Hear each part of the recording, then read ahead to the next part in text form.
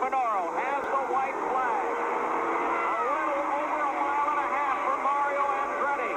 Brabham in second place. SNEVA in third. SNEVA's apparently done some practicing on road courses over the winter. But look at Andretti. Oh, Mario, there's not a lot you can say about that. He's run all day in this kind of a fashion. It looks like the car has been on rails. There's Jeff Brabham still in second place, about a minute and 5 seconds back. Young Mike Andretti stayed in the fight. He's currently running in 10th place despite his early problems with the wing. Once he got the wing fixed, he really started to fly, but he was already too far back. Brabham's car falters just a bit. Here's Tom SNEVA. Tom went back to driving school over the winter, learned how to handle these road courses. It's paid off. He's currently running in third. There is Crawford and Fittipaldi right behind your fourth and fifth position cars. And Crawford with just a wonderful run. Now Mario Andretti, he's being ever so careful. Double clutching every shift up and down. Taking ever so much care of this race car. A turn to the right. Off of the Seaside Way stretch. The 10th turn. The crowd already going berserk with a victory for Andretti. His second here in Long Beach. He heads for the international hairpin. Listen to the crowd. Andretti accelerates off that last turn. There's the checkered flag for Mario Andretti. 55,000 people cheer for Andretti. His first part victory at Long Beach. Well, Paul, I tell you, there's mayhem down in the pits of Mario Andretti right now. Of course, they persevered. They worked so hard last year with a brand new race car. They went home and built a new one this winter. They've done a lot of testing. There you see Carl Haas with the headset. There's even hugging and kissing going on. A whole lot of handshaking, a whole lot of hugging. There's Jack McDonough, one of the sponsors, coming in to greet Paul Newman. And I can tell you, it's a wonderful feeling.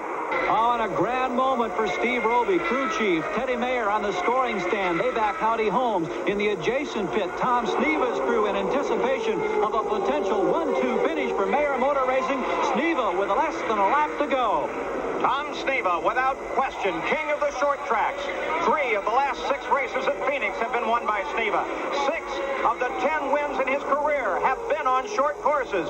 And now Tom SNEVA, with one final turn to negotiate, heads for the home stretch and the checkered flag as the Texaco Star does it again.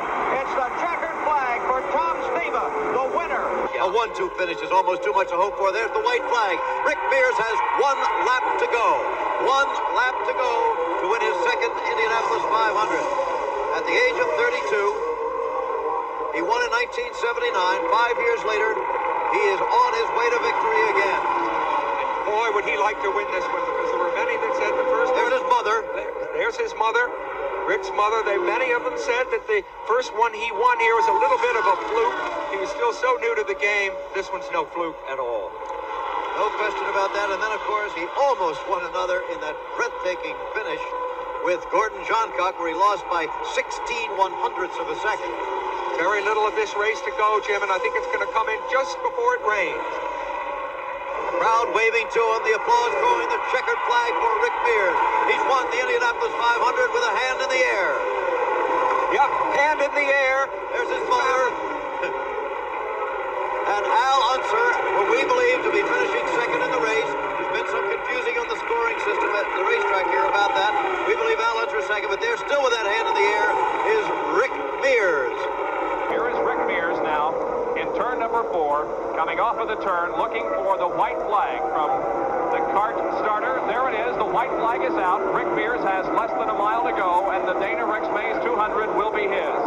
Tom SNEVA is down in turn number 1. There is Rick now at the end of the backstretch. He made up 2 seconds. And Rick is broken. He is broken. Is slowing dramatically in turn number 3. This could be side by side. I still don't think Tom is going to win it. And Rick, yes, Rick is slowing. Rick is slowing. He's coming into the pits. And Tom SNEVA is going to win the race on the last lap. There's a checkered. SNEVA wins. Can you believe it? Can you believe it? He's going to finish here, crossing the start-finish line. There is no power in that car. Unbelievable. Tom SNEVA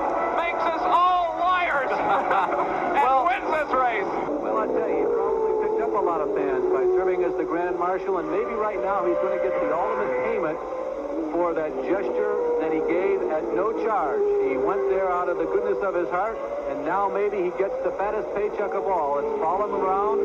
He's got about 5 or 6 more turns to go. He's approaching the long backstretch, and remember, and Art, you pointed this out earlier, it's Father's Day, and how appropriate for one of the second-generation drivers to win this. He's got about a half a lap to go.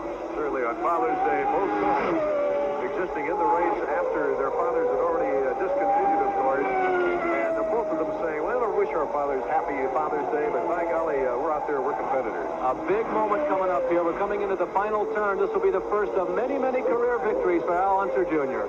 Al Unser Jr. coming out of the sweep, but he's going down the straightaway, looking for that first prize money. What a great day for Al Unser Jr. as he gets the checkered flag, but both hands in the air, waving to the fans, waving himself. There you see in the pit area, they're going crazy. Al Unser Jr. victorious here in the Portland 200. I think that's about the biggest wave, the biggest two-handed wave. As a matter of fact, he held it so long, I was concerned for a split second there. Both hands off the steering wheel and all sorts of frantic motion, but he's been in control all day, and it didn't end after he crossed the finish line either. Al Unser Jr., winner of more than $36,000 here at the Portland 200. Now taking a victory lap as he waves to his many friends around the track. I bet he's really worried right now. He'll come around and see that. The white flag out for Mario Andretti. Just 1 lap to go. There he gets his first glimpse of his son Michael's car against the wall. He looks over there. I'm sure that Michael made every effort to be visible as he came by. Sure he did. He probably was out of our shot and he was waving, because that would be excruciating. Mario Andretti, certainly a lot of worry, closes up behind Al Holbert. Less than a lap to go now. A race that we thought would see rain the entire way. The course dry just before the start. Mario Andretti started on the pole. It was his 11th road course pole. This has been one of the most interesting races I've seen in a long time, Paul, because of the type of track, the rain, the racing that we've seen. It's really been good today. There's the crew, Maggie Smith and everyone. They're not going to celebrate yet. There's still quite a few turns to go. Mario has the command, though. He's in charge. Car number 3, that Budweiser Lola. Turn number 11, a sweeper back to the left. Now he can see the checkered flag ahead of him. Here. Nick Bonoro has it. Mario Andretti flashes past, and Mario Andretti wins the first race at the Meadowlands. And look at the crew now. They've got it. No more worry. Daryl Soppy takes off his headphones. He doesn't have to worry about it. And the pit board out to Mario Andretti states it all. We win. Danny Sullivan. And there is the white flag from Nick Bonoro, the chief starter for Championship Auto Racing Teams. And Danny Sullivan is on his last lap, 2.4 miles to go. Here is Danny Sullivan now downshifting for the hairpin. Through it nicely. Now accelerating onto the sweeping right-hand turn that we refer to as the kink. Speeds reaching high here as he sets up for turn number 5. Out by Lake Erie, and the people who have gathered on their pleasure boats to watch the race here this afternoon. Now he's through turn number 6, headed for the 1,500-foot middle stretch. This could be 2 in a row for the Lola chassis. Remember, they won the last race in the trail at Meadowlands. The Lola, has it arrived? You betcha.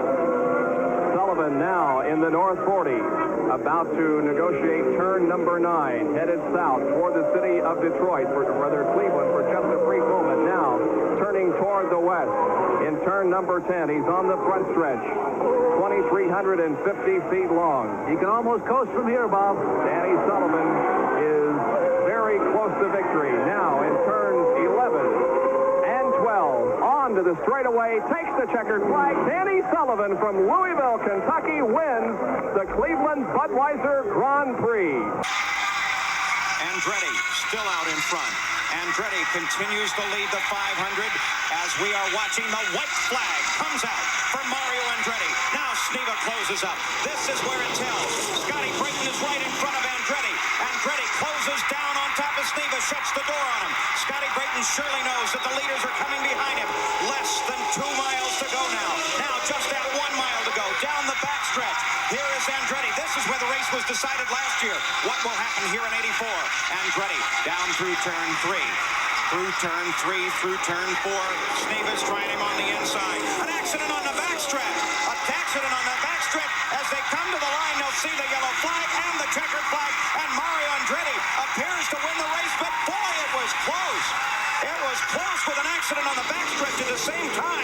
similar to last year.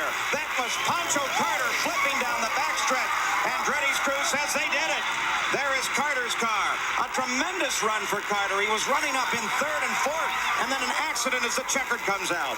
And the white flag comes out for Mario Andretti. He has 4 miles to go, 1 trip around this Road America course, and he'll win the PROVIMI VEAL 200. We already thanked the technical crew of ESPN for the performance this weekend. There are some other people we would like to thank. Our helicopter shots that you have seen throughout the telecast, provided by pilot Don Warner. Also, we'd like to thank the PROVIMI VEAL people, Ott Grunenfeld and his public relations people who have treated us extremely well this weekend, and Dick Miller, of course, the public relations director for PROVIMI VEAL, and the general manager of this racetrack, Tom Watson, who has also provided us some very, very nice things this weekend. Thanks to all of you. We have had a great time here in Elkhart Lake, Wisconsin. Well, Mario taking a little wide coming through turn number 4. Now he's in the hurry downs area, going downhill, kind of snaking toward the carousel coming up, which is one of the fastest corners on this racetrack. Mario Andretti will win his 2nd race in a row and his 4th this year. He was the winner in the very first race at Long Beach, also won at the Meadowlands on the road course, and also won the Michigan 500 just a couple of weeks ago. This will be his 4th victory of the season and will indeed move him into the points lead over Tom SNEVA. And by the way, Andretti is the defending champion of this race, so it'll be 2 in a row here at Road America. And it will be the first time since 1969, the year in which he won the Indianapolis 500, that Mario Andretti has been the points leader at the mid-season point of the points trail. Almost hard to imagine that a man with such skills who has done so many great things behind the wheel of a race car. This is the first time he has led the points this late in the season since 1969. Here he comes for checker, Bob. Mario Andretti from Nazareth, Pennsylvania, moves uphill, goes under the bridge, and takes the checkered flag as the winner of the PROVIMI VEAL 200. Mario Andretti has won. Bobby Rahal will finish in 2nd position. Mario has the hand raised already, waving to the crowd. Into turn number 1, Andretti has won again on the PPG IndyCar Trail. The white flag. Nick Finoro gives it to Danny Sullivan. There is 1 lap to go as Sullivan tries to find racing room between Gordon Johncock and Howdy Holmes. Tony Bettenhausen is in there. John Paul Jr. Sullivan has to spread his way through all of these cars. 1 lap to go for Sullivan. Can he hold on? Boy, it looks like he can hold on, Paul, but I'm going to tell you something. That was really touchy. He didn't like it going the first turn. So Danny Sullivan leads. There's the 3rd place car, Bobby Rahal. Rick Mears is now trying to close up on Sullivan. They're going to race right to the finish. Mears behind Sullivan. They head for the 3rd turn. Rick Mears sets him up. Mears comes lower. Sullivan being pushed to a higher line. Now Mears starts to charge. Slower traffic. Chet Phillips just in front of him. Mears gets bottled up behind Phillips. And Danny Sullivan wins the Pocono 500. His 2nd kart victory of his career. And he wins the Pocono 500 as a rookie. Here's the start-finish line, the white flag from Nick Finoro as Andretti begins his last lap here at the Mid-Ohio Sports Car Course. He is looking for victory in the Escort Radar Warning 200. The victory, you see Darrell Salvi, the crew chief. Boy, they're really uptight about this one, aren't they? Boy, when things go well, after you've worked all year, or all month, or all week, it's a good feeling. You know, it's about this time in the car that Mario Andretti, I'm sure, is hearing little noises and wondering, he's just got 1 lap to go, and I'm sure that he's hearing all the little innuendos and noises in the car. Does that really happen? I'll tell you, Larry, it happens. You think a guy like Mario, with all those wins, he's won in sprint cars, he's won in dirt cars, winner of the Hoosier 100, he's won races at the high-banked half-mile dirt at Eldora, Grand Prix, Formula 1 wins, he's won in midgets, all those years of experience, stock cars, he won the Daytona 500. You think they'd go away? You would think it, but I know Mario can tell you, he still hears them each and every time around the track, and it's interesting because it's important also to drive just as hard on the last lap as you have all other 83 laps, because if you start to slow down, you might make a mistake then. That's what you have to be careful of. Stay in your rhythm. You can see the great support that this Nazareth, Pennsylvania driver, originally out of Trieste, Italy, long time ago, he and a family migrated to Nazareth, Pennsylvania, and the people here in Ohio and Central Ohio are supporting this man. Checkered flag out, and Andretti and the Lola have won again, the 6th win in a row for the Lola chassis, and the 7th in the last 8 races, and Andretti leads the league with 5 victories. And he takes the white flag. Less than a circuit of this racetrack, and the 3rd victory of the season for Danny Sullivan from Louisville, Kentucky. He sets the car low into turn number 2. The closest car ahead of him is driven by Michael Andretti, and that will present no problem to him. Here he is off of turn number 3.